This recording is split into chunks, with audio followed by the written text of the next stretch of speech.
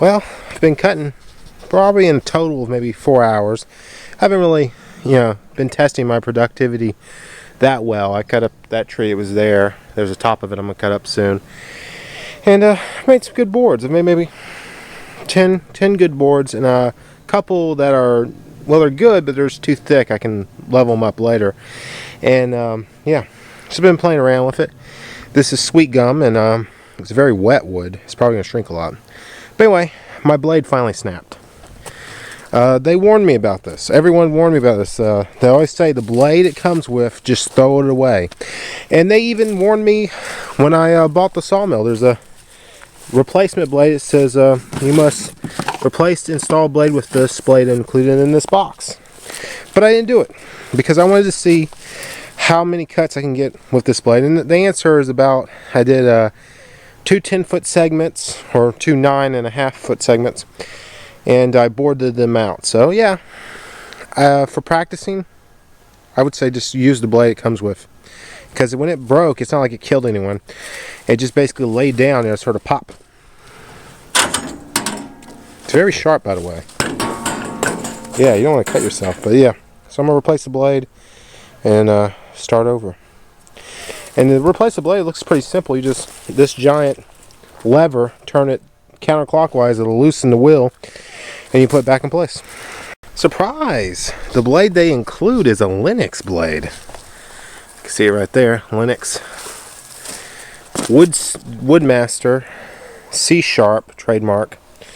1 1/4 X 0035 X 7/8 30mm X 90mm X 22mm 10 rake. I don't know what that means. Yeah.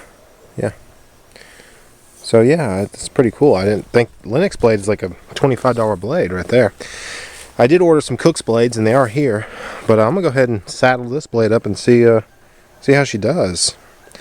It did cut me coming out of the box. It's kind of like a jumps at you. But yeah, Lenox blade's a nice blade. That's pretty cool. It looks like this might be yeah, you can see they've already adjusted the gap. This one goes out, this one goes in, this one goes out. The new Lenox blade is installed, and it's a little bit smaller than the old blade. So to get right tracking, you're gonna have to turn this nut in a little bit. So you loosen this nut first, and then yeah, that's basically how you do it. And see, the old one was right about there. You can see the old mark where it was, and I can't crank that far out without breaking the blade. So you actually don't want to be too tight. But I tested tracking, rotated a couple of times, make sure it's not going to come off. And so we're good. We should be good now. And yeah, basically when you loosen that lever, this kind of goes tittywonkus. It goes inward a little bit, and that allows you to put the blade on, and then you tighten it back up. But I wasn't getting good tracking until I adjusted that back nut. So yeah, we'll try it. We'll see what happens, and we'll continue cutting. We'll see how good this Lenox blade is. I was impressed with their cheap blade they had on it. To be honest with you, for this soft sweet gum, it did fine on sweet gum. So we'll see if this improves. Well, I'm not impressed with the Lenox blade, to tell you the truth. I'm thinking it's for a bandsaw and not a bandsaw mill, just based on the cut.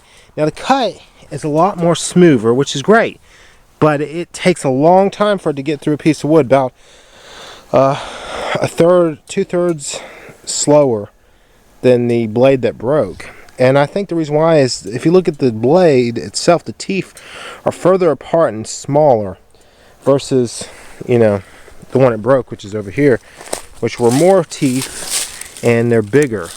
And so I'm thinking that might be for like finish cuts for like a bandsaw mill, not a lumber mill. But got some good cuts out of it. I'm just cutting stickers for stacking wood, which I haven't started stacking yet. I need to level off a good place to stack. So I'm gonna look at my Cook's blades and see how their teeth look. And yes, I did adjust the tension again to see if maybe I had done something wrong and had too much tension on the blade. Loosened it up a little bit, loosened up enough to where it started slipping, and then backed off a quarter turn. But yeah, I'm thinking the Lenox blade might be crap. It might not be anything to do with the brand, but just the application of it. Because I've heard good things from Lenox blades. It's probably a different blade than what it should be. Alright, I switched to the Cook's blade, and I am pleased with that blade right there. It took less time than the first blade did, which the first blade is an aggressive tooth blade. This one is not as aggressive looking, but each little tip is tempered. So it's very good, and yeah, it was like butter cutting through soft wood like this, versus, you know, what the Lenox blade had trouble with. But it could be this is just the wrong blade for application. This is a great blade for whatever it's intended for, but it's certainly not intended for a band sawmill. But yeah, so ditch the blades they give you. Buy Cook's blades. They're out of Alabama. Nice people. I talked to them on the phone. They wanted to make sure it fit my piece of equipment. Great people.